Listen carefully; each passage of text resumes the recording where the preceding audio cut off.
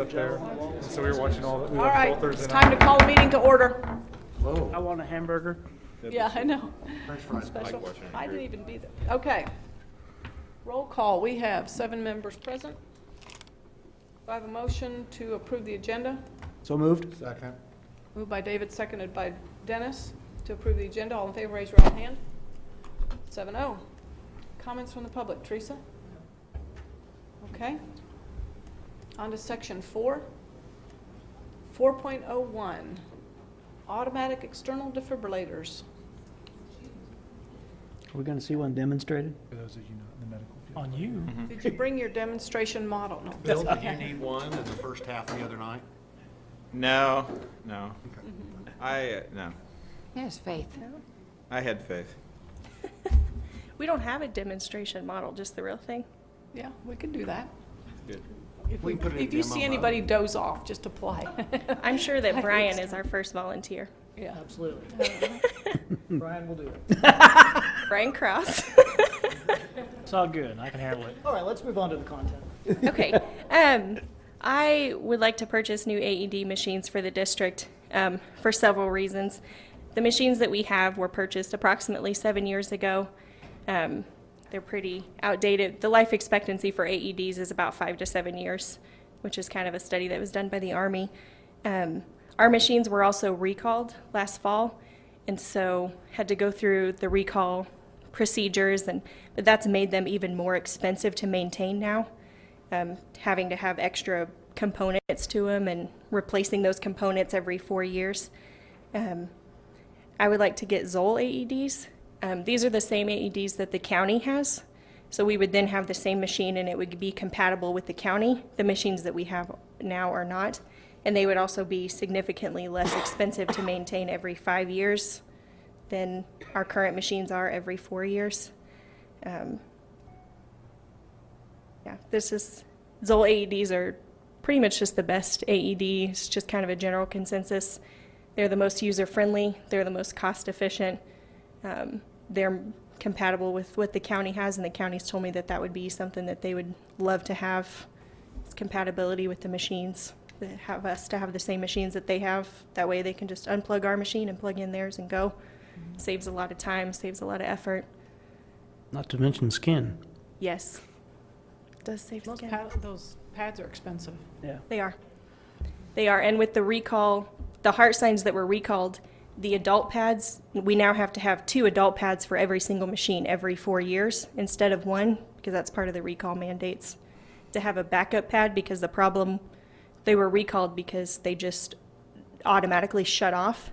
The machine drains the battery, and on the heart signs, the batteries and the pads are the same thing. So we have to buy 2 batteries and 2 pads for every machine, which is a significantly higher cost every 4 years.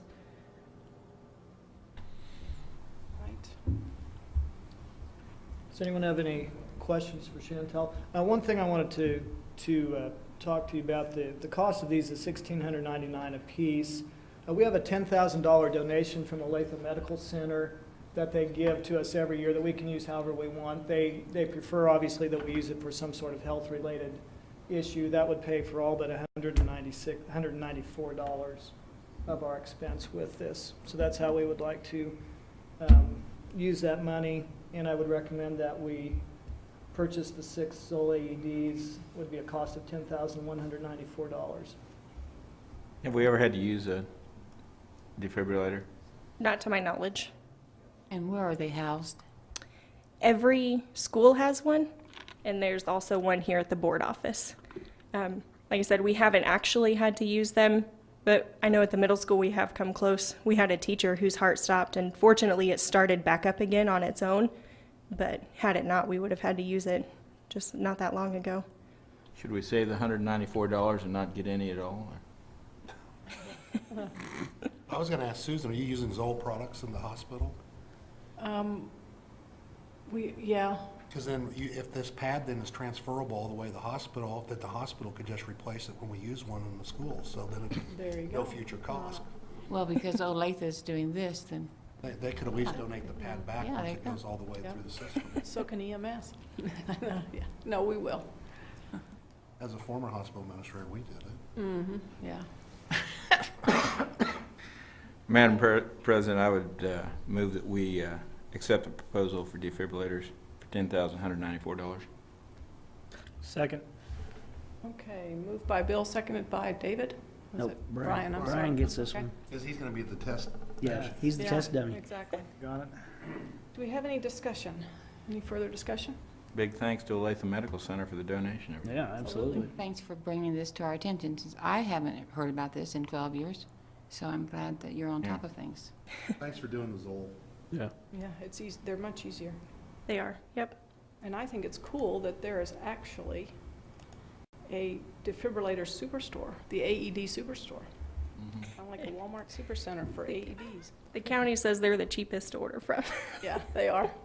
I've got to admit, the thing I'm appreciative of is the fact that you did the reach out to the county, to EMS, and talk to them about it too. So I appreciate that. Yeah. All right. Let's call the question. All in favor, raise your right hand. 7-0. All right.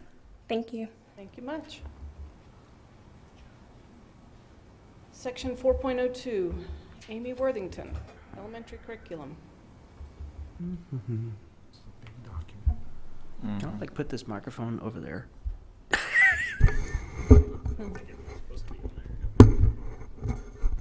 We want to make sure we hear every comment you have, David. It's like, good grief, that thing is hot. I think there's another And in this case, paper on board docs that might be with the next on build your own curriculum, but that's okay if you don't have it. I can just speak No, towards we have it. It is the bottom one. Start with that one. There we Okay, go. I'm sorry, I didn't know you wanted to do it in that one. I That's put it okay. In the That's all- BYOC. That is all right. Well, good evening. I feel like we haven't seen everybody for a while. We've been out for a while. We have the elementary district PLC teams have developed a Common Core transition plan with Common Core right around the corner.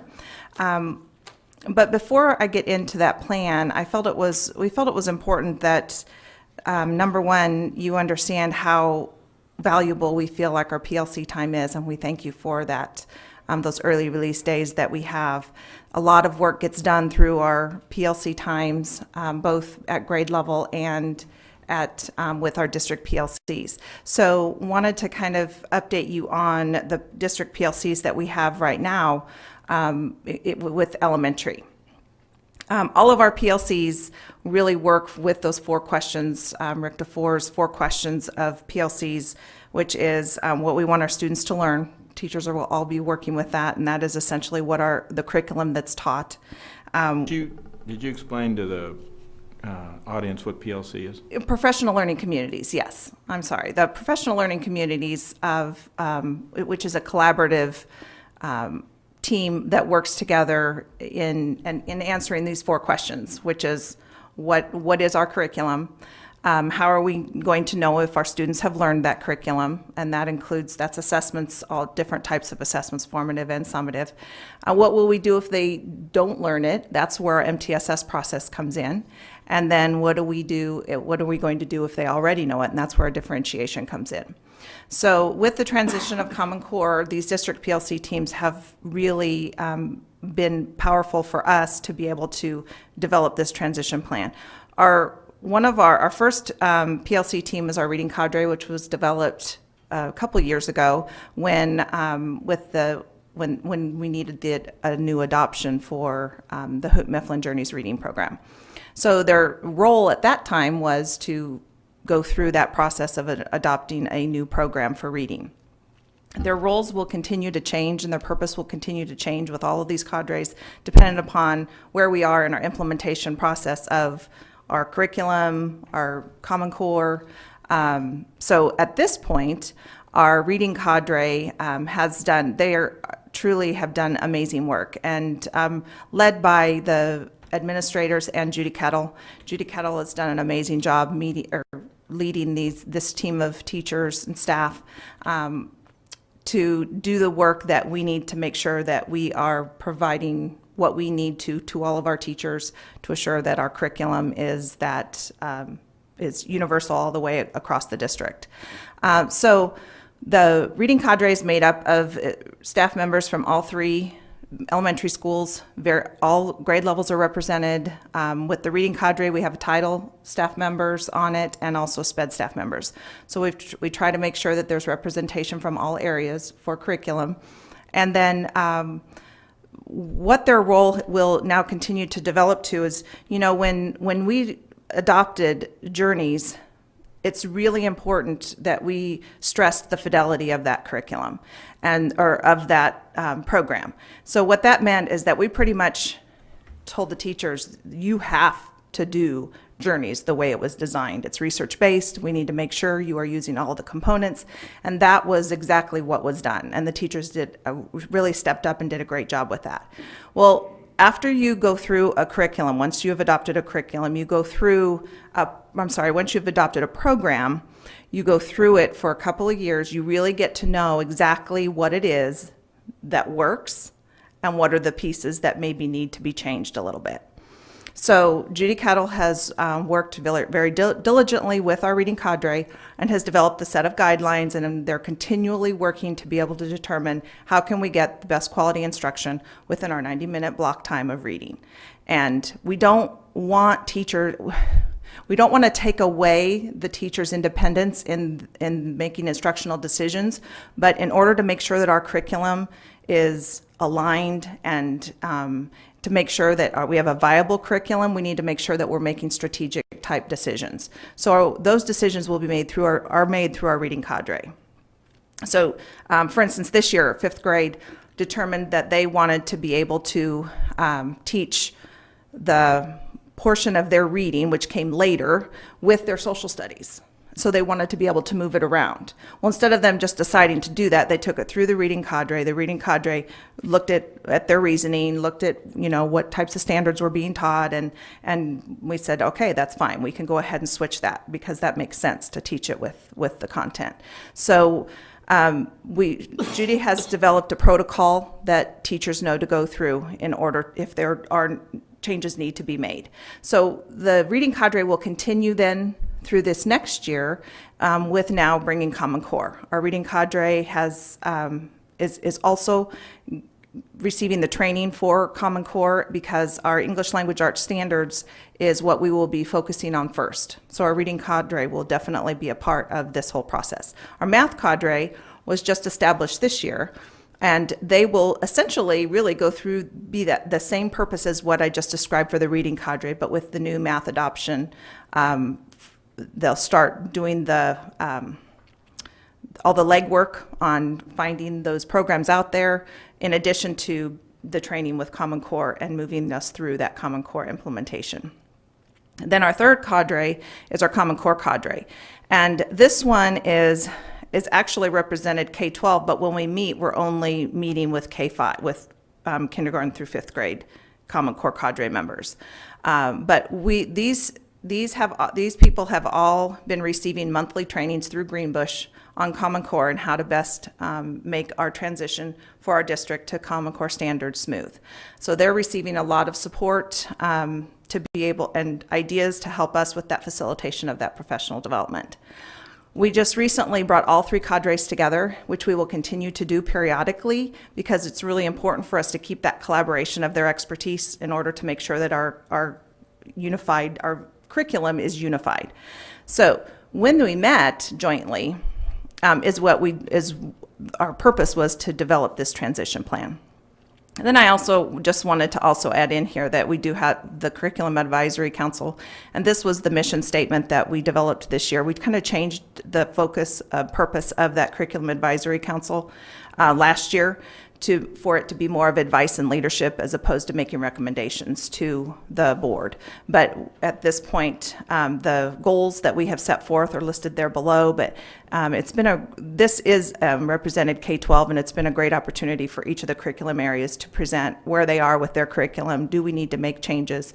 And that's kind of bounce ideas off of that council. So those are our district PLC teams that play into our changes with our curriculum. Has a math coach been identified yet, or is that? No, Okay. not at this time. Okay, so our transition plan then. So we can move on to the transition plan, Andy, please. This is definitely a working document. It's multi-year, so it really goes through the year 2015, school year of 2015, 2016. Now, it is a working document, though, because it will continue to change due to what our staff needs are, the feedback that we get as we continue to learn and grow with what the state is giving us and what Greenbush is helping us with in our professional development as to the things that we need to do in order to have a full implementation of Common Core. So we have the goals stated for each of those years. We have what the work is, our resources that we'll be able to use, and we'll be able to, as more things come out, I'm sure that the resources that we need to use to be able to accomplish each of these goals will increase. Who will be responsible for those, making sure that those are taken care of? When approximately, we're kind of foreseeing when we would like this to happen, how much time will be needed and where it might happen, whether it's in PLCs or whether it's a constantly ongoing type of amount of time that's needed. And then where's our progress so that we can kind of keep track and keep ourselves going with the things that we need to make sure we're done so we can be fully implementing those Common Core standards. A couple of things I would like to have you, just to note, is that like I mentioned with the journeys, when you we're going to be changing the focus. So if you hear things like, well, gosh, now all of a sudden we're going to be going back to, with Common Core standards, we're going to be going back to developing units. That's how we used to teach. And we just, developed journeys, and we've been doing journeys now for 2 years. Now we get to go back to planning our own units. Well, in essence, that's a little bit correct. But what we want to be really careful about is just letting everybody go off and develop their own units. But with Common Core, you have Common Core standards that are given as a general standard. And we have to pick those standards apart and figure out how are we going to teach those. So journeys will help us immensely, but we're going to start thinking of journeys instead of as our curriculum, which is how we've been thinking of that, is journeys is our tool in order to teach this curriculum. And the curriculum will be based on our Common Core standards. So there will be a huge portion of journeys that we continue to use, but there will be other pieces that we will be adding in, supplementing, in order to make sure that we have what is necessary to implement our Common Core. And so then, if we move on to the next year, 2013, 2014, our ELA standards, which is the English Language Arts standards, are going to be the first that we do a main focus on. So next year will be all of our work. We'll still talk about math, definitely, but our main focus of our professional development is going to be the English Language Arts standards. There's a lot of work that needs to be done as far as deconstructing standards. And what that means is you're looking at that standard and you're taking it apart. And you're looking at what does that mean, and what do the students need to know in order to reach this standard. We have a document that we purchased that are deconstructed standards. So some of that work's already done for us, but the important piece is having those conversations and really making sure that all of our staff understand what does that mean, what does it look like at that grade level, and then being able to document the instruction that we're teaching. And you will notice that what we'll be talking about next, Carmen and I, is we had put in BYOC, which is the Build Your Own Curriculum, and that is a tool that if we decide to go in that direction, that would be, we've added in the training that would go along with that and how those things would be used. Okay, then moving into 2014 to 2015 is where our focus will be for math, because along what we have already stated is that's our hope to be able to have our new math adoption by 2014, 2015. So that will go along with the training of the new materials and how that works in with our Common Core. And our hope is that we can find materials that already are aligned with our Common Core standards to make that a much easier process. A lot of commonalities throughout all of these years is that we have put in horizontal, vertical, and cross-curricular articulation, meaning that we need to make sure our collaboration's happening within our grade levels, that's happening through grade levels K-5, but that's also happening K-12, so that we can assure that as we are moving through with this process of implementing Common Core, we have alignment going from K-12. So we don't have any holes. We want our curriculum to not have the holes. We also have communication added in there to make sure that we are communicating the things that we are doing and changing through to all of you, to our community, and we're addressing those and thinking about those, how we need to do that communication. And then 15, 16, our hope is that at that point we are fully implemented. So do you have any questions about the plan that we have in place here? Our plan is on April 26th that at our in-service time, we would introduce this to the entire staff, and be able to show them. And our cadre is very much a part of that. They will be helping to do a lot of the professional development on that day. I can see some wisdom in this, in that the board was only asked to do one small portion. That's very bright. You are welcome at any time to join in on any of these goals. How are you including the parents, or maybe not including is not the right word, but how are you going to inform them? I've been getting many phone calls, especially about math, and about what kids don't know that the parents think they should know. There's not so much facts as steps and processes. And so how are you going to keep the parents on board so they'll know what's going on with their kids as well as we?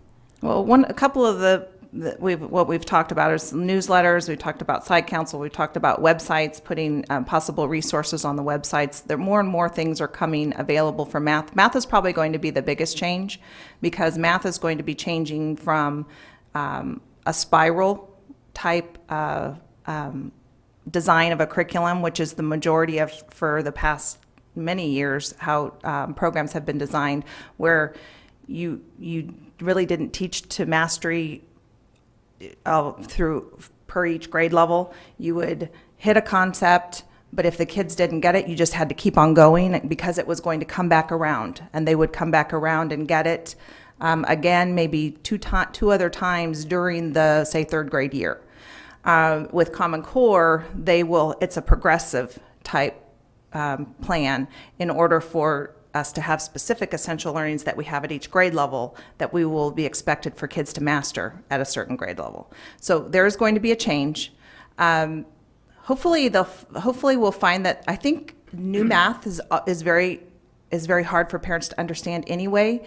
There's a lot of different types of ways to teach math that have been in the curriculum that parents just don't understand. And I think it becomes our responsibility to, whether it's family fun nights, have typically been reading. And I know this year I had mentioned to Garfield, it's okay to do math.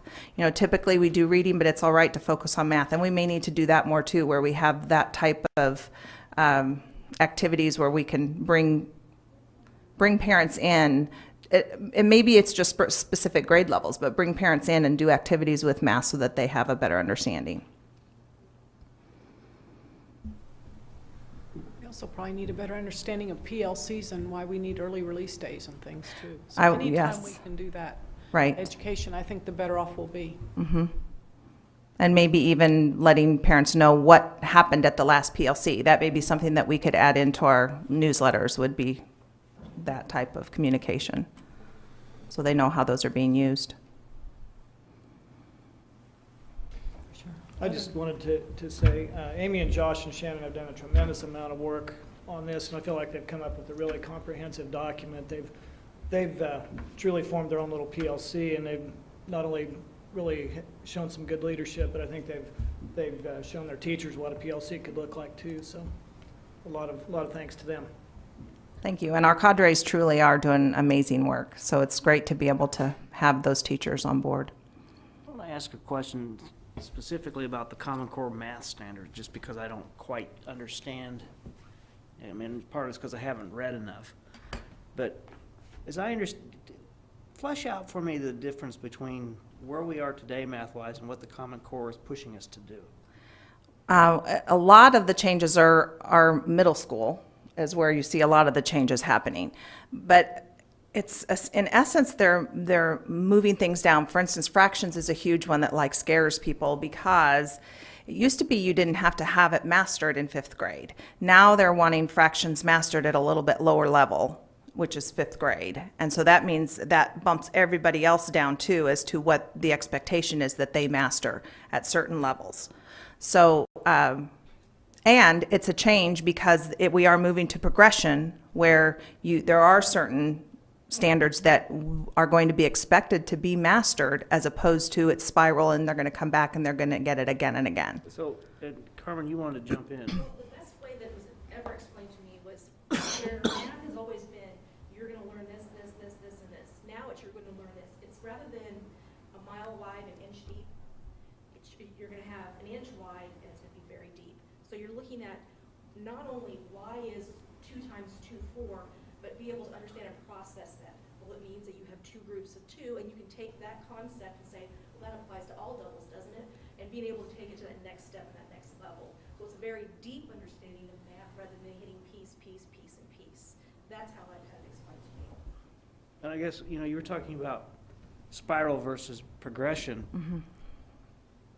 In a sense, that's kind of what they used to do with Right. mathematics, is you had the Yeah. you had the progression of you didn't go on to division until you did until you could multiply, Right.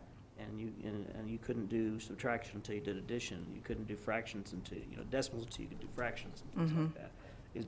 So we've kind of shifted back in this. Kind of. It's also not only, like I said before, it's still that progression. That progression is going back to that, but it's not only you can't go on to fractions and understanding how you reduce fractions until you know your multiples and how to know your facts. If you don't know your facts, we know this in middle school, you can't do anything with fractions.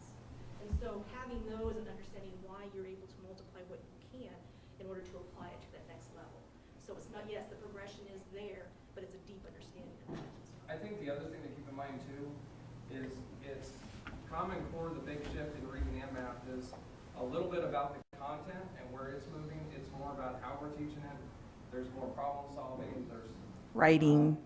more application than what we're currently doing. And so, there's a lot of those kind of things that are more going to be a shift for how our teachers are presenting the information than just the information they're presenting. Well, that begs another question then. If we're going for process, not product, does that mean that we're leaving out parts of the product? I'm thinking. Well, it actually goes. The product will still be there. But the process is vitally important because it's not about just getting the right answer. It's about, do you understand the process of it? If you get the right answer, that's kind of a bonus too. And it's also, I don't know if you're familiar with Bloom's taxonomy, but way back, it's really based on habits of, depth of knowledge, which is a term that you will hear, is really based on Bloom's as a type of Bloom's taxonomy. So we're really looking at those different levels. So much of what we've taught with our curriculum over the past many years is really based in knowledge and application. More knowledge so than application. Every now and then you would get up to those higher levels.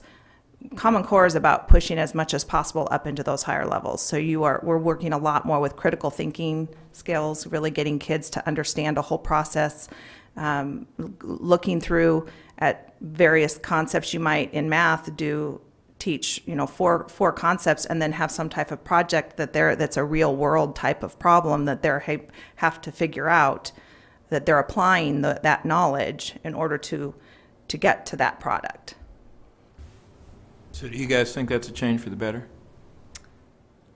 Yes, I do. I think the idea of understanding something rather than just being able to regurgitate it.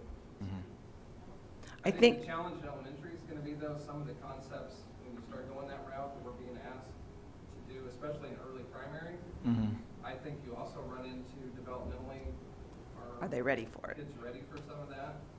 And so I think that's going to be one of the things we're going to have to balance. I think that there are 2 areas that we have major struggles at the high school, and that is with our beginning students in algebra and geometry classes. really what the Common Core does is it pushes a lot of that information down to the 7th and 8th grade. Whether they're fundamentally able to do those things, we're going to have to make some changes in what we do from a K-12 perspective. I mean, one of the issues that we have right now with the current state standards is that a lot of our students don't come to the high school with number sense. That's a no fault to anybody below. That's just not what we've done. We've done a lot of calculator work. We've done a lot of things. But now we're going to have to get kids to be able to go back and truly manipulate in their minds what 8 times 8 is and be able to do it like that. And they're going to have an understanding of what we do in order to be able to have success at the high school levels with Common Core. It's going to be a substantial shift in what we do mathematically in all of our buildings. Maybe the bigger piece from an elementary perspective and thinking about my kids being in those buildings is that we spend a heck of a lot of time in reading right now, doing a lot of reading things. And if we're going to teach Common Core mathematics truly the way that it's supposed to be, we're going to have to absorb a lot of time into mathematics as well, which doesn't leave a lot of time for a lot of other things. And we'll have to do that at the high school as well. It's not just it's not a K-5 issue. That's going to be a K-12 issue, and how we begin to manipulate what we do from a mathematical standpoint and from an ELA standpoint into our other classes to make sure that we're doing this across the curriculum and not just in the 51 minutes that we have students in geometry. Well, I think that's that's one of the things I have a little bit of a concern about is yes, you're going a mile deep on an inch wide, but you still got the whole rest of the foot to deal with. Well, I think what they're looking at is what were we covering that in the end was career and life ready skills. I mean, are we covering everything that we need to cover just because it's there it's because of the content, or are we covering the things that they have decided is going to be career and college ready or secondary school? And I guess one of the things that I worry about, and maybe I'm taking us off on a beaten track that's not really ready to be talked about yet, but is that by focusing exclusively on Common Core reading and math, I'm a little concerned about science and history. Those are coming in the next 2 years. Yeah, those will be coming. And a lot, for instance, like our reading program has a lot of social studies and science stories already embedded within it. So that's what's going to happen is our content's going to go, instead of, and that's how we may end up having to change a little bit too, is you have 90 minutes for reading and you have 90 minutes for math, and typically you'd have then maybe 30 or 45 minutes for social studies and science. You're going to be teaching your social studies and science content within your reading time. And at the middle school and high school level, those social studies and science teachers can also be teaching reading, the ELA standards, through their content.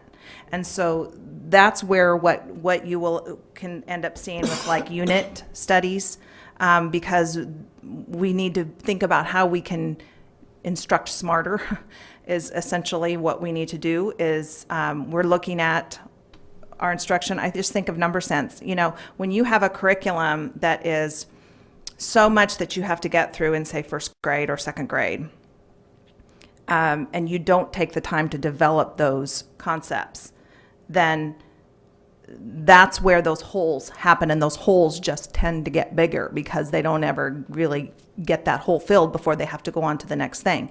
It's just in reading, that's what happens with the phonemic awareness, which is all of the sounds and the rhyming.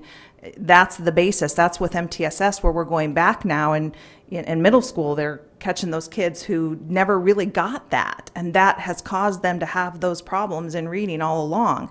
So I think hopefully the good thing is that if they cut some of those standards out and we are teaching deeper, but it is definitely going to be a shift. It is definitely going to be one of the things that goes right along with curriculum is our instruction.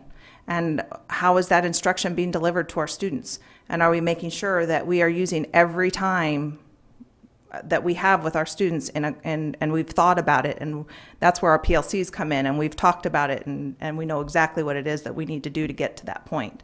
The other thing that concerns me about, one of the things that concerns me is how this will be assessed. Because when you start moving into applications and really trying to see how kids are thinking, how to be able to do that on a state level and how it's scored objectively as opposed to subjectively, it will be interesting to see how that all ends up panning out. There are two things that I would add to that. One is that you're going to see some changes, at least at the high school level, on how we associate multiple core areas. For instance, our junior English teachers and our junior social studies teachers right now are beginning to work together on a common curriculum. What we know is that we have several pieces of literature that are discussed in the ELA classes as well as in the social studies classes. So instead of having two separate times when they do those things, we begin to work together and make sure that we hit both standards through one set so that we can go deeper instead of just skimming across the top and okay, I can read this book for this one and this book for this one. Share the common book, go deeper into it, have what you're asking for in ELA as far as subject content come out and what they're doing, but what you're asking for, in social studies with subject content, what you're asking for in ELA is written content. And we can do both. We can do both things through the two classes and share a common expectation there. The other thing, when we talk about assessment, what you'll see in high school, depending on how AMOs come out, if the annual measurable objectives, they're going to have to shore some things up here fairly quickly as we start this. Because one of the things that they look at right now is looking at it. There's a certain number of points for however you score on the assessment. So that. Just for instance, if you have the lowest score, you might get 0 points. If you are approaches standards, you might get 1 point. Meet standards might be 2 points, so on and so forth. They have this point scale that goes along with it. Right now, if our kids pass it, if they meet standards, we don't assess them anymore, which is good for us in the sense that we bank them, okay, they've already met standards, and we don't have to deal with the assessment piece with them anymore after that. If we continue to go in the way that AMOs are going and we start looking at improvement, what you're going to see is we're going to assess every sophomore, and then we're going to assess every junior again at that same level, which means we're going to double our assessment time at the high school. And so there are a lot of things that are coming along that are a little bit scary about where Common Core is going, and we already feel like we're over-assessing our kids. And if we go this route, when we go this route, and when they start to make some decisions, if they continue with the same plan to look at being able to get kids to higher levels, then we double our assessment time. We'll have even more time with kids taking assessments. And David, we can buy time to do all this. We just eliminate music programs. Don't start that. I've just got one question. How are we going to bring, as you implement this, as we move the more challenging features to lower levels, how are you going to bring those kids up to speed that haven't had that part of that? How do you bridge that gap? Go ahead. No, go ahead. We're just going to have to fill in the gaps. Our 7th and 8th grade teachers with the new curriculum that we purchased for math, the Glencoe, is the Common Core. And that's what we're finding this year. They're hitting the core with that, not curriculum, the resource, the Program. The program. So having that program, they're finding that, yes, it covers the Common Core, but still we have gaps. So we have to go back and fill in the holes with the standards that the kids don't have. This year, I'm going to tell you right now, in math, our teachers focused on the Common Core. They felt very strongly about that. So those kids, they understand the core, but how are they going to do on the state assessment with the standards that are going to be assessed this last year? I don't know. So we have our program, and so we're following that program. It's going to take time. I mean, we're going to have to be able to say, you know what, and we're going to talk about build your own curriculum here in a second, which hopefully can help us fill those holes and find what we're missing. Yes, the Common Core is going to have this. Yes, our program may have this part of it, but we're missing these components of it. How are we going to fill that up? So it's not going to be an overnight thing. It's definitely going to be a process, time consuming. All right. Well, on behalf of the board, thank you for all your hard work. You bet. I know it's a lot. Any other questions? Do we have a build your own curriculum? Yes. We're moving on to 4.03, Carmen and Amy.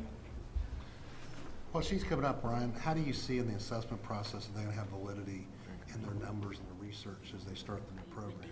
Are they going to start from scratch, with that as your base year, then move forward? Or is it going to be? They've already begun to assess. A lot of this I don't have to go over.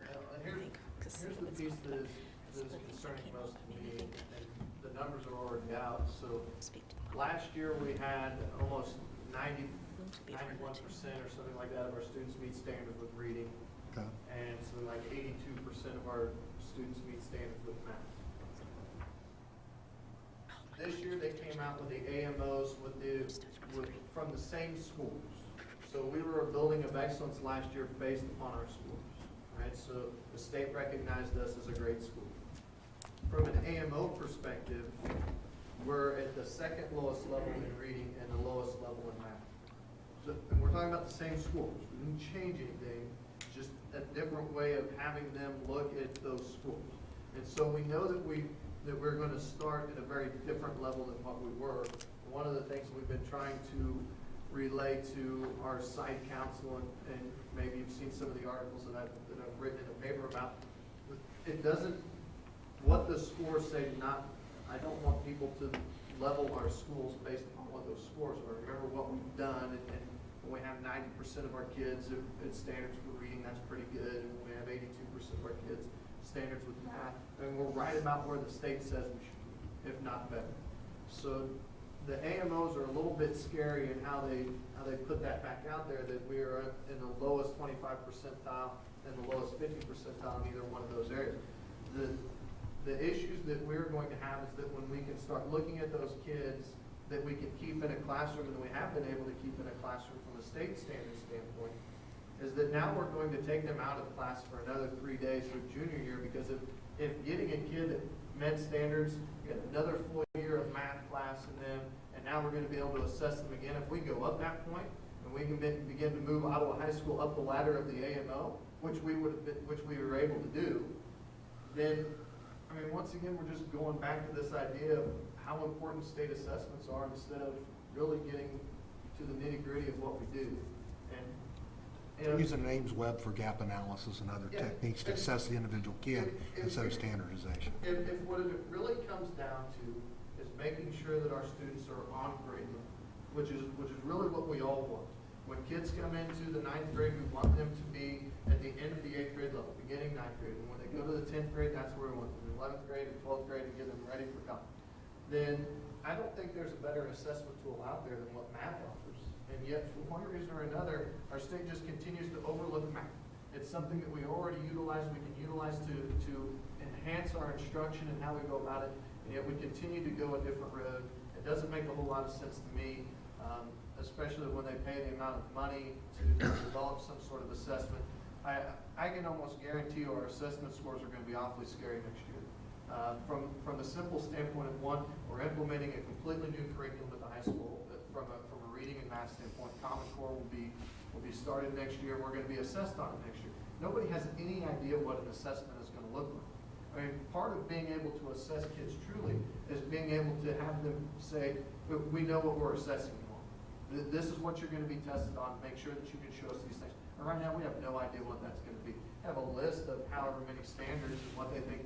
But at this point, we don't even know what it's supposed to look like. Well, they don't know if it's going to be done or who's even creating it at this point. Yeah, and So, I think this yeah. goes back to the same issue when we saw McPherson take the steps to try to use ACT to do their own opt-out. I think we've talked about at the board as a time for USD 290 to promote our map and our Ames web and look at a different model and assess our kids, because our whole goal is to make sure every one of our students function at the highest level that they can. Not everybody's going to graduate from Harvard. Not everybody's going to be a D doctor from Harvard.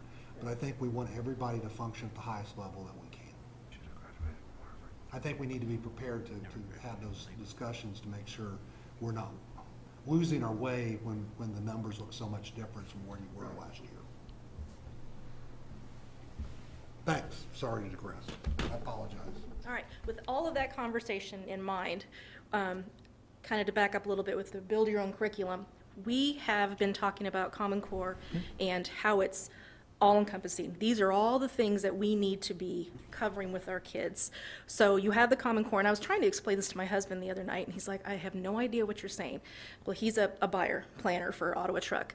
I said, okay, it's like you have your trucks, and you have all these criteria for your trucks, and it's all listed out that you have to do all these things. You're the planner. Now you need to plan out how that's going to work. All right. I said, so all the stuff is what you have to do.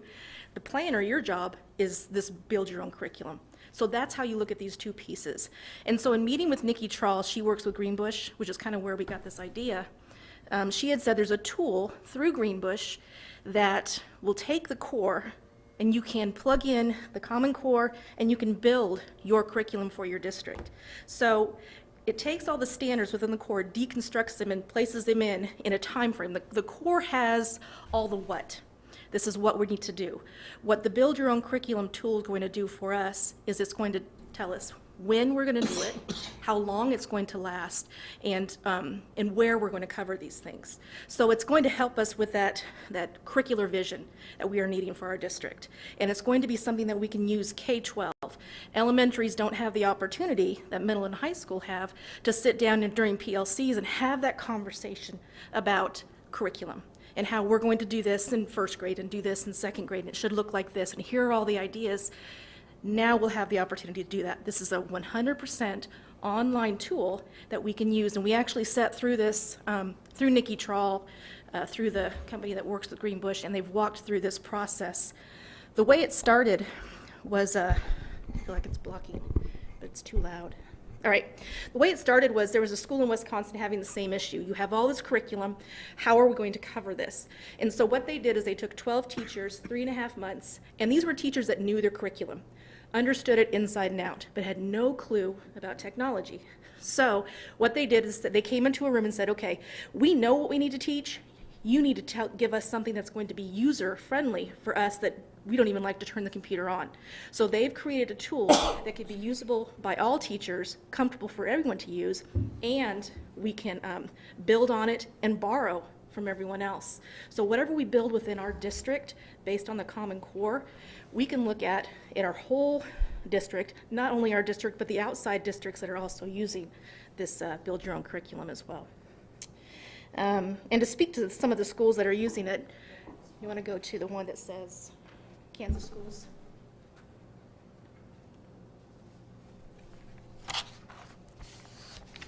So this shows that in their area, even just, Garnett, right around us that are using this, this tool. And there are a lot of other tools out there that are very similar to this one. I've actually used one before, but it was one that was privately designed at the last district I was at. This one is much more user-friendly, from what I can tell, than the one that I have experience using. But so what we wanted to share with you here is this isn't something that's brand new, and there are people in the area, districts in the area using that. And actually what's very cool about that too, which we'll speak to on reasons why we would want to possibly purchase this, would be what Carmen had said, is that once all the work that we're doing, when I talked about doing units and really looking at how are we teaching these standards, those are going somewhere. We're documenting it. Well, this way it's on a software that can be accessed by people in our district. So if there's a teacher working on one at Garfield, somebody at Lincoln can pull up, a third grade teacher at Lincoln can pull up and look at what she's doing to teach this certain standard. But we could also look at other districts, and that may also possibly, we could look at doing even some collaboration, but you could do collaboration electronically as opposed to having to take days off or that type of thing. So it's nice to know the districts that are using it are very close to us. And it talks, with Build Your Own curriculum, we talk about things that we're wanting to do here in our district. Consistency. We want to have consistency with our curriculum. We want to have accessibility, so we want to be able to assess it, all of our grade levels. And we want to develop something that we can all use, and it's user-friendly to be able to get into and manipulate. What's nice about it is it comes preloaded with the Common Core. Our state standards are already in there, not that they're going to be around much longer. ACT standards are in there as well, so if you want to use those to get them college and career ready as well, those are in there. You can use those as needed. What's nice about this is, we were talking about this before we all met, you can look at the gaps. We talked about the gaps a little bit earlier. If you find on the state assessments, for example, or a common assessment that we've created in our district, that we have a gap in a number sense, skip counting. You can go back and look in your Build Your Own curriculum and say, you know what, we've only spent a week on that. We need to go back and spend more time. And so you can have that conversation, you can manipulate that within the Build Your Own curriculum, and you can actually create activities that go along with it that you all can use. So you're able to go back and see, okay, there's a good reason why we didn't do well in this. Or are we spending Are we spending 8 weeks on dinosaurs and really there's nothing in our curriculum or on our assessments or Common Core that talks about dinosaurs? It's hard to say that, and this is something that teachers have gotten really good at, is getting rid of the fluff. Things that we love to teach, but we really don't have to be teaching, or we don't need to spend 8 weeks on it. So having those conversations within PLCs and saying, you know what, we're not scoring well here, but we're spending an awful lot of time in this area. We need to tweak this and cut this down and add to this over here. Let's see. Marge, you had mentioned how do parents, how are they going to know what we're doing? That's something that I'd written down when Amy was up here. Build Your Own Curriculum has access for parents and for students. So you can have, there's 3 pieces to it. The teachers and the administrators have their settings. They can go in and create tools, they can create assessments, they can create various things. The curriculum, a parent can go in there and see, oh, my daughter has Math 8 this year, the whole year is mapped out. They'll be able to see everything that that child's going to cover from start to finish in 8th grade math that year. And so when a student comes home and they've finished a unit on linear equations, they know that that proportions are coming up next. And so when those things, you know, as if you're a parent that looks at these things, so when your child doesn't come home with anything for quite some time, you can say, you know what, I've been looking, I've not seen proportions come home. What are you doing? Well, so you can have those conversations at home. Students can access, if teachers, as we get farther along, right now it's going to be putting the core in there and mapping out that core. But after a while, it's going to become a place where we can actually put our products. You can put homework in there, you can put the how-to. You can scan it and put it into the tool itself and say, okay, here's how, a reminder how you multiply out this fraction.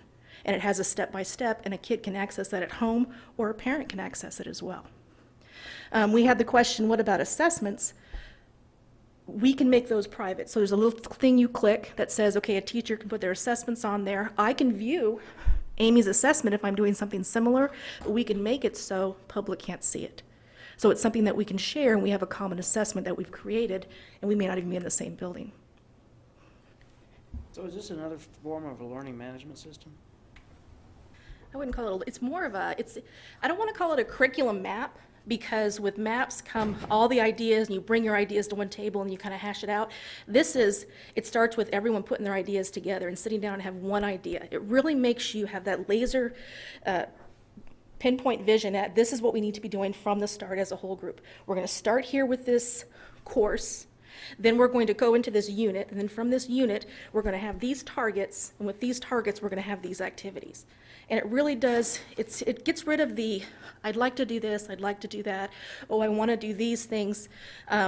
That's fine, but when it comes down to it, we all need to be hitting this unit, we need to be hitting these standards, these targets from the Common Core. And you're also able to document whether it's a knowledge, whether it's a reasoning skill, if it's an application skill. So we'll be able to make sure that, because it has analysis reports, so you can run reports to be able to see, you know, how often are we teaching something that's application.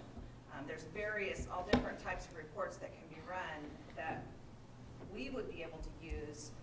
Teachers can use themselves. It's not necessarily just for accountability, but teachers can also use it during their PLC times to be able to say, how often have we taught this, or where is it taught? Is it taught at other various grade levels?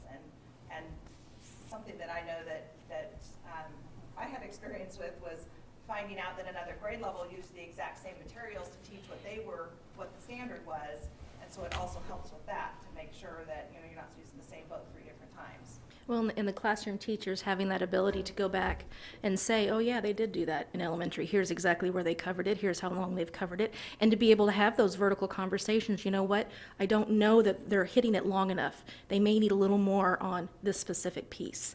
And then having those conversations specifically about what they know they need to address. So does it go all the way to actual activity lesson plans? Yes, it starts from course and it goes all the way down to activity. So eventually you could theoretically lock it down to you're teaching activity A7B, and we want it done in the 3rd week of March.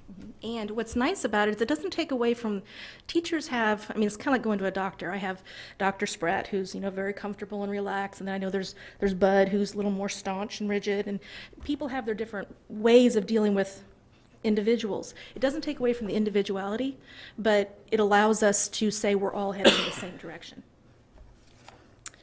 To go to Can I ask you a question? What made you look for this? You know what's funny is the conversation that you guys had before this, all this stuff, here's the core, and it's an oh my gosh kind of feeling.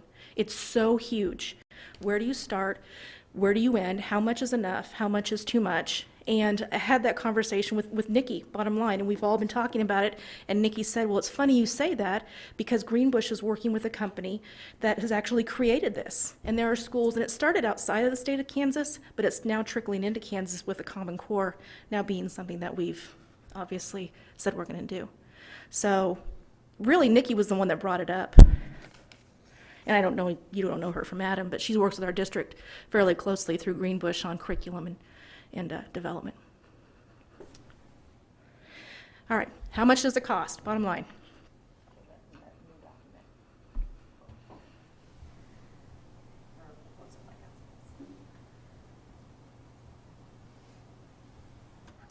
We actually had, I believe it was Mark, I can't remember, Mark or Mike, or I forget. He actually walked through the process with the administrators during a webinar. And it was, in my mind, and then you guys can speak to it as well, it was very comfortable, very easy to understand. And it took something that is, in my mind, kind of frightening when you look at the core and you can say, okay, wow, I can see the pieces of this now. And now we can break it down. And it was very user-friendly with the technology. So we'd asked him to send us a quote. And the way this is broken down is by 1 year, 3 years, and 5 years. And the fees, you have the every year, the one-time cost of $1,000. Then you have the annual subscription fee of $1,000. And then they charge $2 per student, with a total cost for our district coming to $6,796 for 1 year.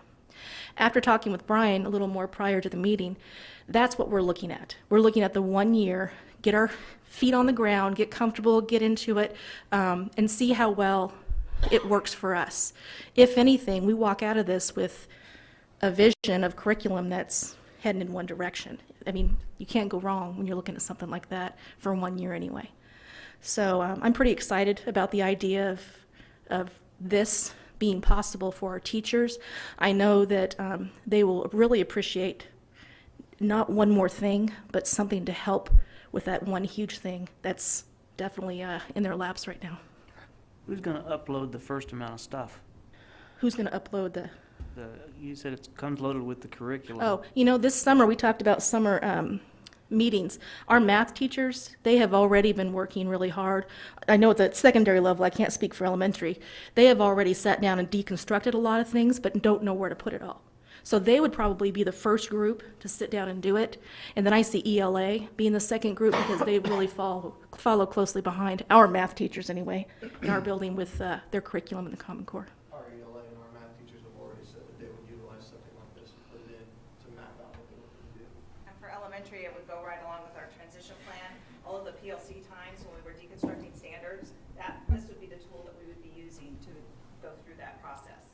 So it would be an ongoing, it's not just one person sitting down. In my experience, to start off with, a lot of times you have one person who's driving, if you will, who's doing the inputting, but with smart boards, everybody can have it up there and having the conversation together.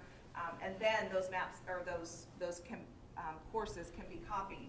So one person does the input, but then each of those other teachers can then copy it to have it under. Well, let me ask you this question then.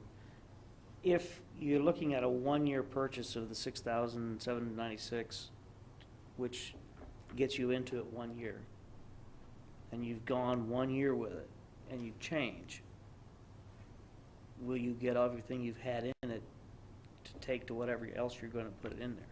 Or will you only have just the bare bones minimum in it to make it just worth moving on to the second year? I think that depends on how comfortable our PLCs get with the Common Core. Like I said, math will probably have it hashed out pretty quickly within the middle level, I believe high school as well. ELA, The opposite. yeah, ELA will take a little longer because it is. I mean, I plan on having all of our content areas work on the ELA portion of this together within their content, because we spoke to science and social studies. that is their curriculum. They are going to be doing all of those English language arts activities. You're looking at primary sources and how to read a primary source and how to speak to a secondary source, how to do all of these things with it, and how to write to it, how to speak about science and the process of science. These are all things that we already expect them to do. It's now just laid out in writing. And when are we going to do that with the units we have already laid out for But us? to answer your question, I don't think we would not have all reading and all math in 1 year. Our hope is to We have just the wouldn't core have in the there, time. for sure. That's what we really want. And then to build the activities after that. And so at the end of 1 year, you'd have the basic core deconstructed and maybe a few activities in there. That would be the hope. So at the end of the year, you'd have just a start on what it should be at the end of 3 years or 5 years. And it's definitely going to take quite some time. I mean, if we want to, So really, we're not looking at a 1 year, we're really looking at a long-term investment. I think it depends on what the future holds for. The reason, David, that I'm suggesting a 1 year to begin with is because of the budget uncertainty with. Oh, I understand that. Any tax shortfalls, I think we might want to allocate the money somewhere different.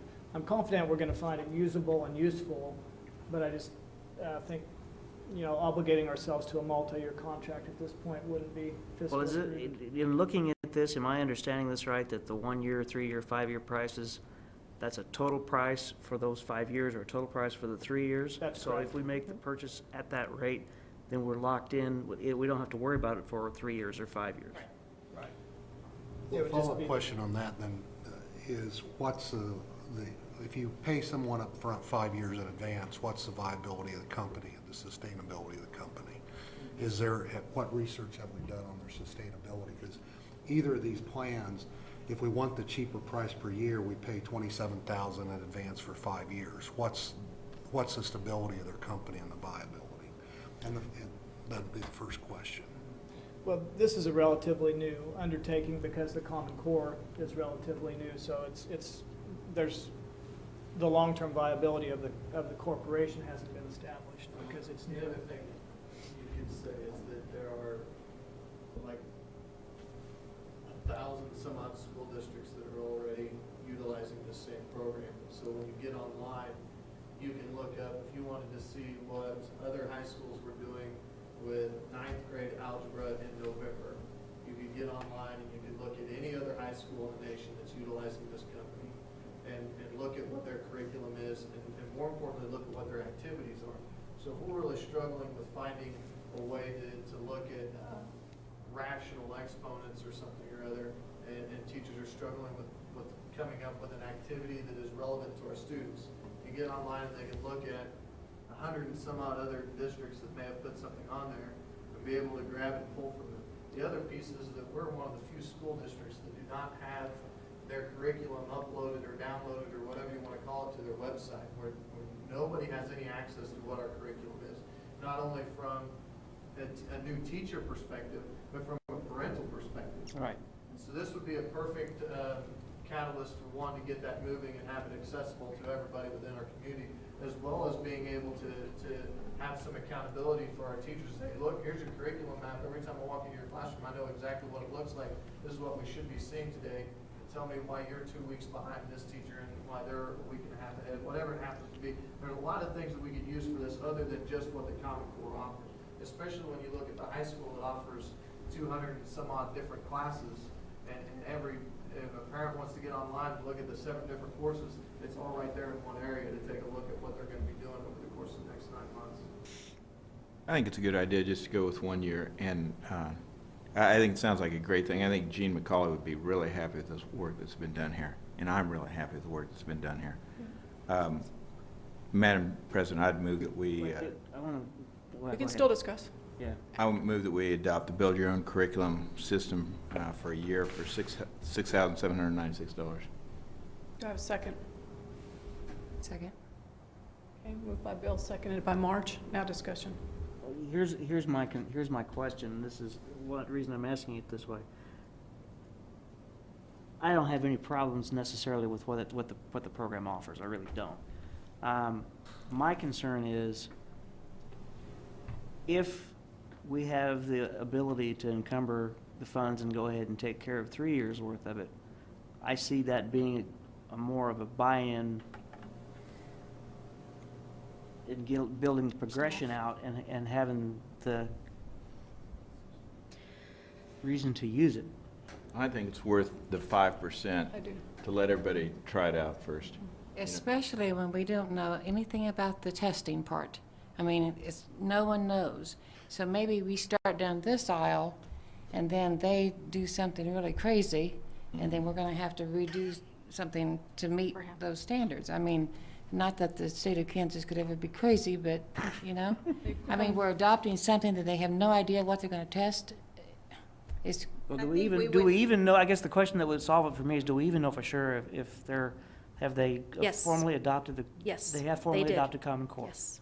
Last They- week. The build to, the Bill build to to squash it has not- failed. Yeah. It didn't That one get out of failed? committee. Okay, that's what I wanted to know. Yeah, it didn't get Okay. out of committee. So then Well, I would, and- that would even strengthen the and- argument for going 3 years instead of 1 for me. And I think we don't have to present it to the teachers that this is a one-year deal. I think it's a one-year deal due to budgets. It's not a one-year deal because we don't believe in what this program, or what this software program has And to offer. I feel like once they get into it and realize, and we were having this discussion prior to the meeting, is once they get into it, and then we look at down the road, the budget being an issue, okay, what are things that we need to keep, what are things that we need to get rid of? The hope is that something like this, if it is doing what it says it's supposed to be doing, is one that no one wants to get rid of, and there are other things that we can forfeit. Right. And the other thing is, the recommendation so far has been for 1 year. So we'll, you know, in terms of administration, so. It's like, it's like when I was a freshman in high school, my mother indulged me, and I used to drink a lot of High C. Anybody who remember High C, the product High C? Oh, yeah. There's a few of us here that remember that. Tang? I loved High C. So she bought a case of High C. And I don't know, I mean, like, the day after she bought a case of High C, I decided I didn't like High C anymore. And that case went to waste in our pantry. I don't know, I'd hate to see a couple of years of this go to waste. I think you try it and see how it works. And you indulge your teachers a little bit, you know, but not too much. I think it's great work. I really appreciate it. Yeah, I don't have a problem with it. I was just wondering whether it would be better One thing for it to that go a little longer. Dr. Cobb said has been eating at me, though. What is 8 times 8? Okay, thanks. Andy. he has one All right. between his brain, he could, and between his ears, he All can right. use it. Okay. Call the question. All in favor, raise your right hand. 1, 2, wait, do it again. 1, 2, 3, 4, 5. Opposed, same sign. 1. Were you for or against? Are you abstaining? I'm abstaining. Okay. So 1 abstention, 1 against, and 1 I the really others. don't know how I feel about the whole Okay. thing. All right. Moving on to section 4.04, Wonderlic. Michael Beasley, can you- All right, Andy, if you would open up the document that ends with WPTQ, this one on the right there. What the Wonderlic is, first of all, I didn't name it. I would have named it something different. That's the last name of the person that developed the Wonderlic testing series. I bet they got beat up. They Give probably this did. to every NFL player. Just thinking. I feel very comfortable with the processes and procedures we have in place in terms of advertising a job, gathering the applications, going through the screening process, but where we run into issues is, for instance, the last time we posted an elementary opening, we had 150 plus applicants. Probably 110 of those were brand new, right out of college teaching applicants. All of those young ladies and gentlemen look exactly the same on paper. They all have good GPAs, they all have good references, they all have the same student teaching experience, so it's very hard to differentiate who might be good in a classroom and who might not. The Wonderlic series is a specific assessment for each position. It's crafted to whether we're advertising for a para, a custodian, a principal, a teacher, whatever it happens to be. There are 2 tests for each person, a cognitive and a personality test. The one on the screen here is the cognitive test. You'll see this is Rhonda Chapman, and she wants to, the job she's interviewing for or wants to interview for is paraprofessional. The color scheme there, if they score in the red, they're not recommended. Their score is too low that they don't feel like they would be successful in that job. The yellow band is a cautionary, meaning it could go either way. And if they're in the green, they're good to go as far as their cognitive ability to do what you would like them to do. The other one there, Andy, that's the WPI, still for Rhonda Chapman.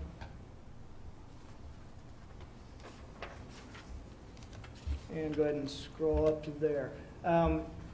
The personality section of each test varies depending on what the position is. Again, this lady is interested in a paraprofessional job.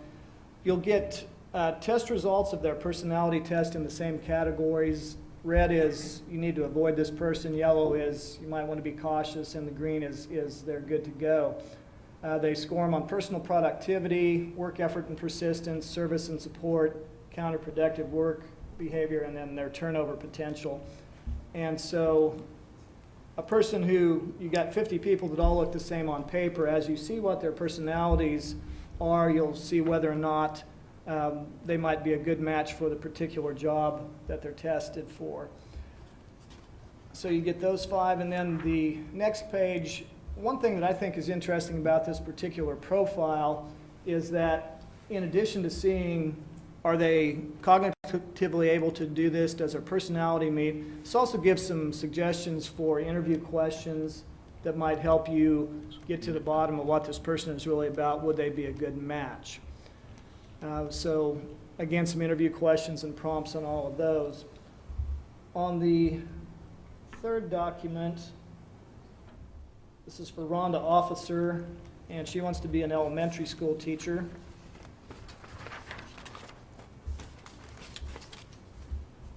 The teacher profiles come back with a little more detail than for some of the classified positions. On the original, I think the shading of those, what appears to be the darkest, that was the green. The lighter shading is the yellow, and what appears to be non-shaded is the red portion. So what you're wanting are people that score in that darkest shading on as many of those indicators as possible. Is that implying that you can be too agreeable, or? Actually, yes, depending on the category. There, for instance, if you have If you're hiring a yes man, then that wants to be like 90 or 100. Yeah. I see what you're saying. For instance, on the extroversion scale, let's say you've got somebody that really pushes the top of that, and you're wanting them to do a job where they're going to be isolated in a room searching documents or doing computation.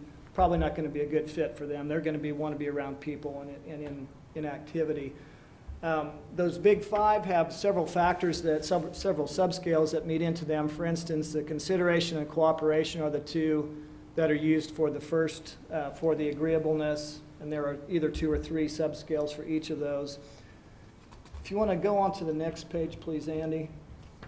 Then there's an entire readout for each of those big 5, and it gives you a low, average, a high rating, and then some summaries about how that person might be in each of those ranges.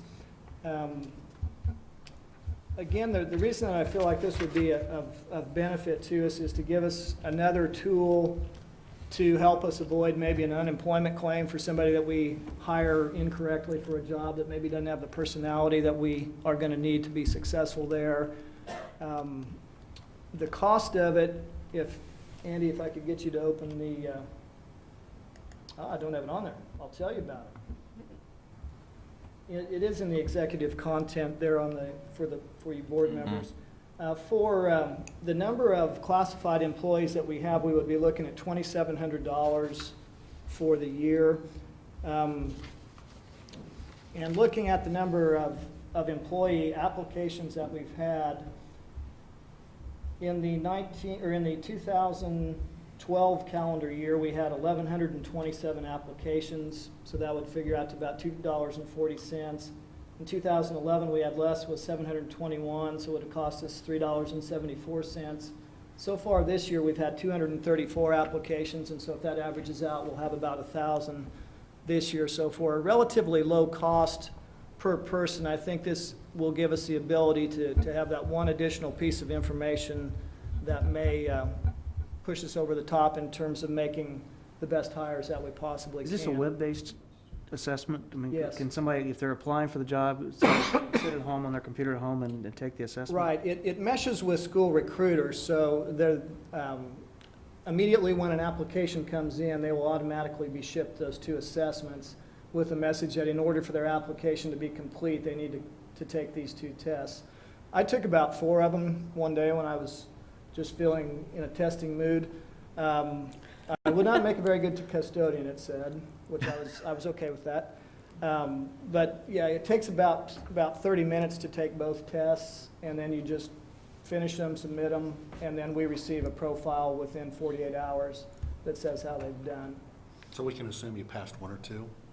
I did okay on the cognitive part of custodian, but otherwise it wasn't a very good match. So all the questions are created by the Wonderlic group, and all the grading is done by the Wonderlic group? Correct, So, okay. right.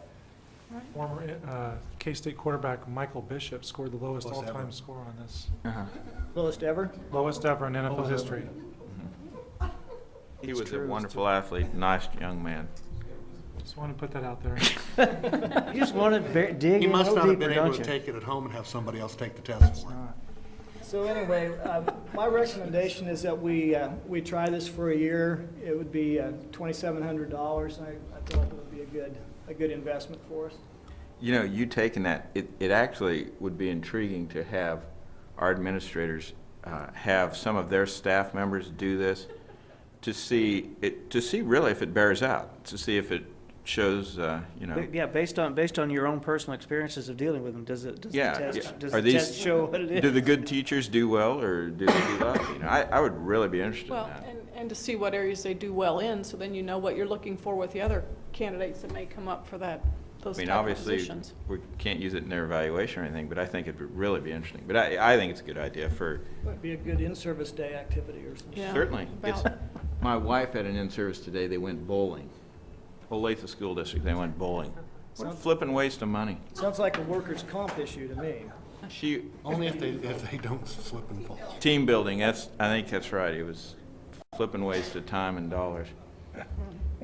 Well, Really feel, Bill? okay. It stinks. So, to It's bring like us the back to legislature center. came up with it. Do I have a motion? I would move that we purchase the Wonderlic employment, it's hard to say, employment testing With a straight face. service for USD 290 for 13-14 fiscal year. Second. Okay. Moved by Bill, seconded by David, to enter into one-year contract for the Wonderlic Employment Testing Services. Other discussion? We actually did this about 3 years ago at the hospital. We got a program, and we did have staff, random staff take, and then we had to show what characteristics we wanted, and it's oddly eerie how, how right on they are.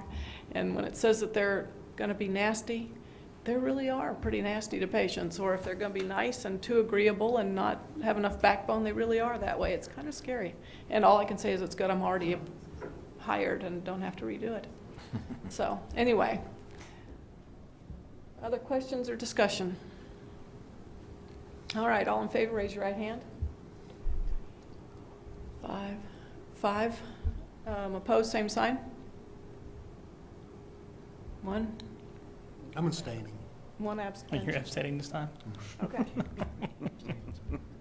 All right. Did you get all that, Teresa? It was 4. 4. 5. 5, 4. 1 and 1. 5, 4, 1, and 1. It's that darn math. What is 8 Gotta get times 8? down on that. Okay, section 4.05, board reports. You said I had to do it this time, Brian? Yeah, go for it. Okay. Well, we had, I had negotiations this evening. We laid out, prioritized 10 items that we're going to be discussing. One of them was dealing with military leave, and there's a 10-day window in there where we're still compensating before the automatic military leave, which is unpaid. And so there's some discussion about that. We did some discussion and some corrections on some language issues that we caught after last year's that were things that we had agreed to take out or things that we had agreed to put in or that were just typos that we worked on. Talked about supplemental assignments a little bit, talked about the teachers are looking at proposing a large class size stipend, meaning if we're over X number of students in a class, paying an extra stipend for that. We talked about some flexibility in the structure of the duty day, not necessarily in the number of minutes, but in how that day is structured. We talked about changing the non-renewal date back to the state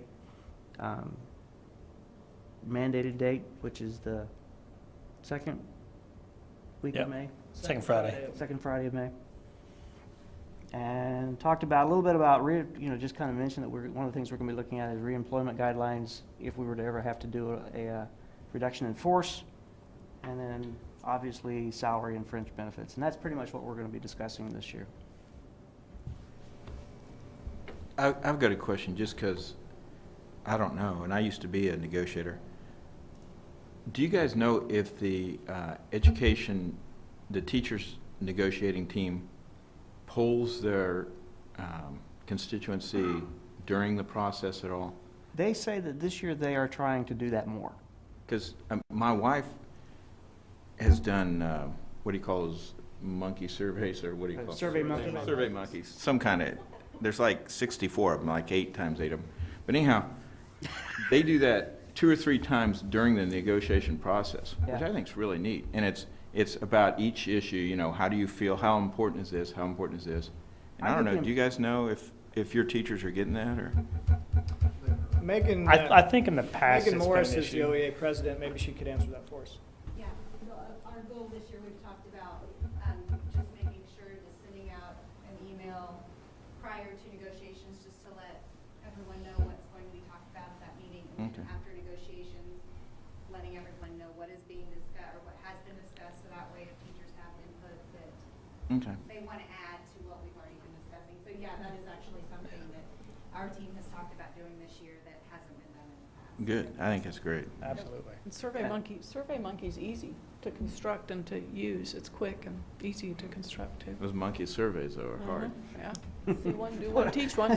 That's what See happens one, when do you one, survey teach a one. monkey. Yeah. Yeah. All right. Thank you, David. Other reports? Yes, Eugene Field Site Council in March 12th. Basically is pretty small attendance. That's why I'm a little worried about learning anything from site councils, is because there's hardly no one that goes. I know that's different than it used to be, and that bothers me that the site council is the via to get the information, because there's just not that many people that attends.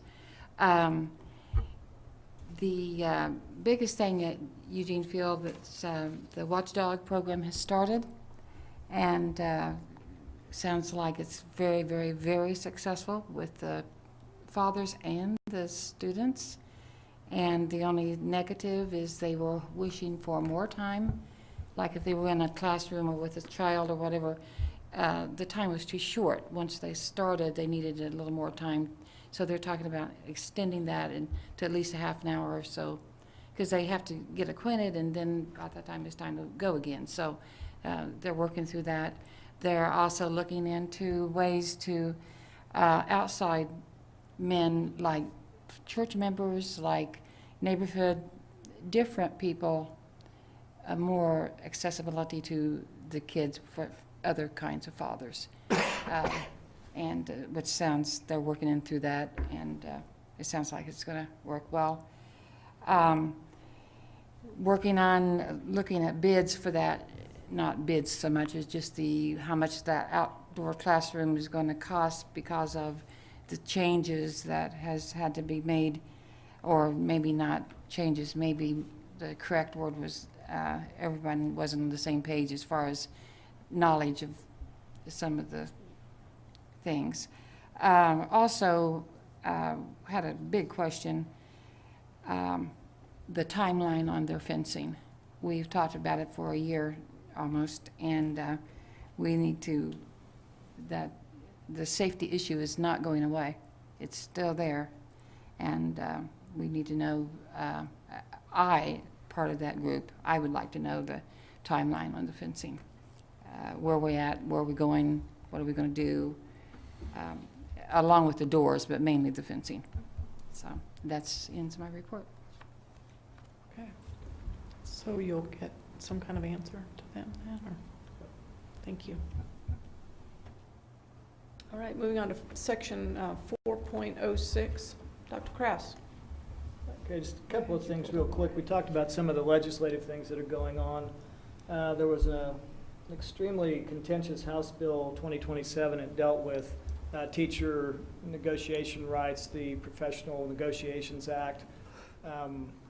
Lots of angst on both sides about that. That's been tabled for the current session with the idea that they're going to form a committee of KNEA, the Kansas State Superintendents Association, and KSB, and get a committee together to look at that and bring a recommendation to the legislature for the 2014 session.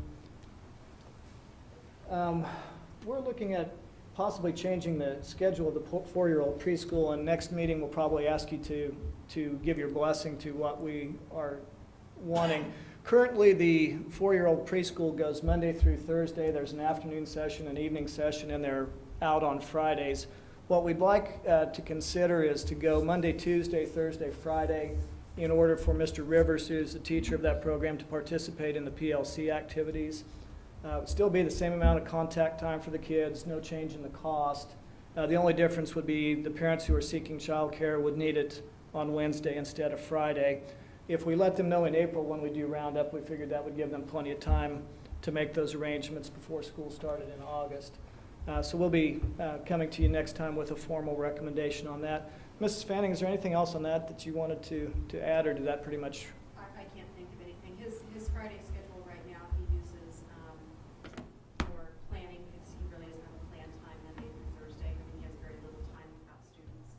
And so this would allow him, first of all, his planned time in the morning, and then to participate in PLCs, which, as Common Core is coming in and things like that, I think it's essential that he's part of those conversations and not left out of them. If he has students on Wednesdays, he's not ever going to have the opportunity to really meet with the staff and with professional learning communities at all. So I have a vested interest in this because I played dawn ball with Briley, and Wednesday is always our best participation day, and he often doesn't make that, but he does come on Fridays because he's got the day off usually. I mean, not the day off, but it's not as critical, and I'd really hate him to miss Fridays. But I mean, that's just okay. I mean, it's something to think about as you weigh the issue. Moving along. Terry and Linda and I watched a webinar put on by Assurance Partners. They're basically, as a client of theirs, are offering us some opportunities to do some things through a web-based program. The thing that we thought we would start first to try is to do some of our trainings online, whether it be bloodborne pathogens or some of our safety topics. They already have videos created that have questions embedded in them. So the employee will watch a short video and then take basically a monkey survey on the questions, and if they get the questions right, then they go on. If not, it loops them back to that topic again, and they have to watch it again. We would be able to track who's taken the tests, if they pass them appropriately. It will give us a lot of convenience in terms of our employees can then do that at their convenience if they want to do it after work hours, in the morning, at night, whenever. Also, it will free up quite a bit of staff time for not having to make those presentations. For instance, on bloodborne pathogens, the nurse does that who knows how many times. So we would free up some staff time, have a good way to track, and then also have a record if we get into a litigious situation that, yes, this person did have this training, we've got a record of their test, they were presented the material. So again, there's no cost to us, and we'll be looking at that and hopefully developing that further in the future. Andy, if you could bring up that proof of identity notice. The other thing that we need to start doing next year, there's a Kansas statute 72-53, 106. It talks about identification of students. Basically, the essence of the law is that every kindergartner or first grader is supposed to provide you with a birth certificate. If you don't have that within 30 days, you're supposed to turn their name over to law enforcement. And law enforcement then is instructed in the statute to do an investigation. Obviously, there are tens of thousands of missing and abducted children across the country, and the purpose of the law, I think, is to make sure that we don't have a child who's been taken by one parent and moved several states or wherever. We just want to make sure that we're in compliance with the law, and this form that you see up on the screen, we will give that to the appropriate law enforcement agency after 30 days. Once we do that, we have no control over how they investigate, if they investigate, but I do feel like it's important for us to uphold our portion of that law in case we do have a missing or exploited child that hopefully would be identified in that manner. So that's just an FYI, and we will start this next school year. This isn't that birther issue I've been hearing about in the news, is it? No, it's based to prevent voter fraud. One question though is, sometimes you run into a situation where a child might be coming from another country. If they provide a foreign country's birth certificate, is that good enough? The statute says birth certificate or some agreed upon form of identification. What most schools do is if you have for instance, in Kansas, it's typical process. If you transfer from Ottawa to Wellsville, you'll have an official stamp on your transcript with a signature from your registrar, and school districts consider that acceptable proof of ID if they come with something like that. So if a child had a birth certificate from another country, that would be They'd probably have to come with a passport or visa. passport or visa. That would Some be. naturalization. I'm just looking at the issue with our undocumented workers and our current situation when we've got the issue in the state of Kansas on undocumented children that are getting in-state tuition. What do we do if we have a child like that? That's just my question to think about. That's part of where this goes, is that they have to provide some form of identification. If they're documented, they will have either a green card or a passport of some kind that they can show proof. Well, I think there'll be a challenge for some of the Well, and Western. quite honestly, there's no teeth to the law for us. It's board policy JBC is what deals with this. And we just say, all our policy says is what the law says, is that after 30 days, we turn their name over to law enforcement. But we don't exclude them from school, we don't suspend them, we don't do anything. The ball is in the court of law enforcement at that point. I think that was all I had. Okay. Any questions for him? All right, moving on to section 5. Mr. Price. Okay, we're looking at proposal to add wireless access points to our current setup. We have a controller that is a network device that monitors and controls, manages all the access points we have in the district, which there's 102. That controller is licensed and capable of 128 access points. So we're proposing that we add 26 access points. Right now we have them distributed pretty well and the coverage is really good.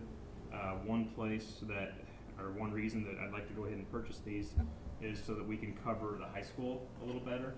If you look on that map, the red dots are where access points are, which it is pretty well covered in the scenario we're in, where it's a bring your own device and we have pockets of wireless devices. But if we were to ever move in the direction of a one-to-one initiative, we would need more access points, like one per room, not really to cover the distance or the signal strength, but just to cover the quantity of people that are on each access point. Just out of clarification, I'm assuming there are no other colored dots on that screen other than red? Correct. Yeah, it's not a big Excellent. map. So if you look at the rooms, Good like for observation. example, 302, 303, 306, they don't have Those of us who are colorblind have to know that kind of stuff. an access point. Yeah, everything's red. Okay. So we kind of counted up, and you could easily cover that high school and have it ready for a one-to-one by adding 18 to 20 access points. And that gives us 6 more to be on the shelf for our warranty if there's an issue, or if there becomes an area that all of a sudden we're using wireless that we weren't before and we need to beef up that area anywhere in the district, we can do that. So How about those music rooms currently, 311, 310, 312? Do they have, are they covered? 313 does, and 309, and then also they're in that cyclone room. So Okay. You can So pull, it's getting good coverage, Mm-hmm. but if you had 30 computers in each of those rooms, That's what I mean. that's where you run into an issue. Yeah. Okay. And we have about 650 students. If every one of them all of a sudden was bringing a device that had to connect to the wireless to school, then it's more of a quantity issue than it is a coverage. And so all we would have to pay, since we already are licensed up to 128, and we already have the controller for 128, is the actual cost of the access point itself. And then the labor, which they're $517 each, the labor we would do ourselves in-house and install those as soon as we can. All right. Questions? Questions for him, for Andy? Well, as a technology chair, and I want to compliment Andy on sending out the information on articles on the technology committee on new ways to deliver one-to-one initiatives. I'd make a motion to approve the wireless to be ready to make that move. Do we have a second? Okay. Moved by Dennis, seconded by David to approve the quote for 26 additional devices to the tune of $13,000 and some change. Went by too quickly. Further discussion? All right. All in favor, raise your right hand. 7-0. I don't know how we voted already. Somehow we I was voted. wondering that too. You did. It was my mistake. Oh, okay. What? Button. Down at the bottom. No, I don't get that. Okay. Anyway, I thought, uh-oh, I did something wrong. Okay, and then the iMac desktop computers.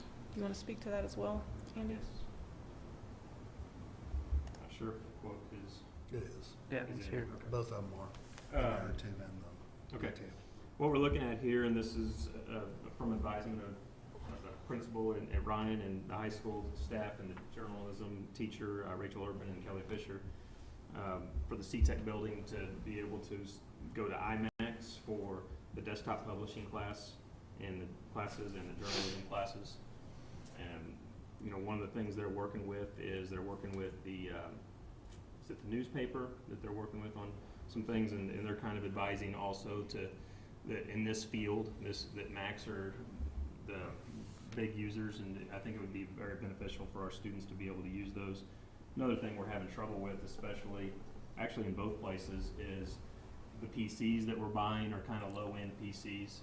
So to get them to do the high-end stuff with the Adobe suite that they're using, we have to end up buying a better processor, beefing up the memory, so we end up spending more money beefing those up than if we would have just bought an iMac in the first place that would be able to handle those things. We would also put Boot Camp on those, so that allows, it's a free software that you can add on to it. It allows them at boot time to decide if you want to boot to the Mac operating system or Windows operating system. So if there are things that they need on the Windows side, they have that option to still go either way for no additional cost, so they could have everything they need on both sides of it. So those, and it's a pretty good price right now. They're one of the reasons that I went ahead and did this now is so that we could start getting them prepared for summer, and also because every end of the quarter, which end of March is end of the quarter for Apple, they give you a little bit of a discount, which I think it added up to about $750 in this case. A little bit's better than nothing. So they ended up being $1,074, and times 30 of them. All of them would go into the classrooms except one would go for our tech department, just so she has one that she can build an image and manage them. Okay. You've heard the recommendation and proposal. Do I have a motion? Madam Chair, I move that we approve the Apple purchase for $32,220. Second. Okay, moved by Dennis, seconded by David to approve the. Brian. Brian. Sorry. Susan, this is Brian. I know. This is David. I wasn't looking. You sat forward right when he said it. So. I will Okay. remember not to move that. Discussion. Can we afford it, Terry? Okay. Your budget just shrunk a little bit. Yeah, I know it. Well, we have about 190,000 left in the tech budget for this year. Okay. Now we have about 160. 60, yeah. 150 to be exact. Yeah, after you get the other one out too. All right. Other questions? All right, all in favor, raise your right hand. 7-0. Executive session for negotiations. 10? 10 minutes at the most, yeah, okay.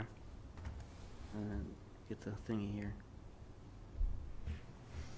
Madam President, I move the board go into executive session for the purpose of discussing matters related to employer-employee negotiations, whether or not in consultation with representative or representatives of the body. And that the board return to open meeting at, let's go 8:55 to get a chance for restroom break. Okay. In do this I- room, the executive session is required to protect the district's right to confidentiality in its negotiating position and the public interest. Do I have a second? Sec. Okay, moved by David, seconded by Brian this time. All in favor, raise your right hand. 7-0.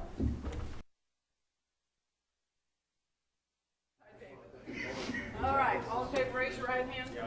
7-0. Do I have a motion? You want us to read it? Yeah. we need- Who's going to read it? I think Brandon can. Hey, Brian is. Who are we on, ooh, personnel? Personnel. It's cold in here, you guys. It's cold. You can't age in here. Madam President, I move the board go into executive session for the purpose of discussing personal matters for non-elected personnel, that the board return to the open meeting at 9:10 p.m. Executive session is required to protect the privacy interest of an identifiable individual, and we'll have Dr. Krause in as well. And Sheila Dan. She left. Nope, Just- she left. Just Never mind. Okay. second. Moved by Brian, seconded by whoever. No, just kidding, Bill. All in favor, raise your right hand. 7-0. David. Mr. Heisey? 7-0. Okay. Oh, my, it's cold in here. Holy moly. You worked too hard. We're moving on to Together anytime. You never know. Section 8. We have been presented with a list of staff. I'd move to approve the personnel report as printed in the report. Do I have a second? Okay. Moved by Dennis, seconded by David to approve the personnel report. All in favor, raise your right hand. 7-0. All right, I think we move on to Section 9, which is announcements. Okay, just a few, and you can see them on the screen there. The candidates forum for board candidates is tomorrow night at the county annex. At 7 p.m. is the county commission, and then the board of ed after that. There's a legislative coffee Saturday the 30th at City Hall, starts at 10. Have you seen my television ads? The career fair at OHS on Friday, April 5th is from 8 to noon, 8 to 10:30 of the students, 10:30 to noon open to the community. That should be a really good event for our students. CIS has been heavily involved in that, helping set that up. I think it'll be a great experience for the kids. We always have to pick a date to turn off the heat and start the air conditioning up. We've already done it here. That's good. Ever just shut it off? Yeah, and we have picked the date of, Richard picked the date of the 12th, April 12th to turn off the heat, and that way they'll be able to activate the air conditioning on the 15th, which means it will probably snow the night of the 14th, I'm guessing.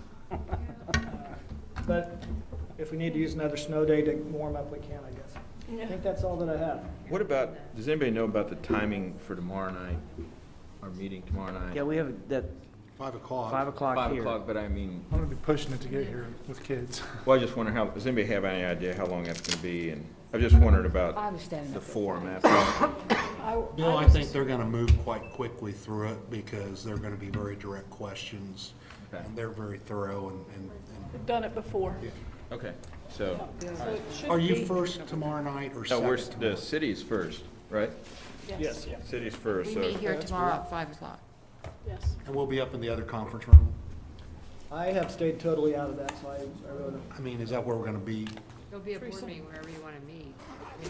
It's warmer up Use there. the restroom if you want. Well, yeah, we can fit in there. If it's warmer in there. Well, yeah, wherever, yeah. We're just gonna meet up there? I don't know, Yeah. because I don't have mine. They take Yeah, care of it's it. just the board. Weird. Okay. Plan on doing it there? All right, then. 5 o'clock in All the right. living room. I You guess want a we're, motion? oh yeah, we got a motion. I move we adjourn. All right. Bill. Second. All right. He gets the second. Okay, all in favor? 7-0. That's a wrap. All out. More binders, all right.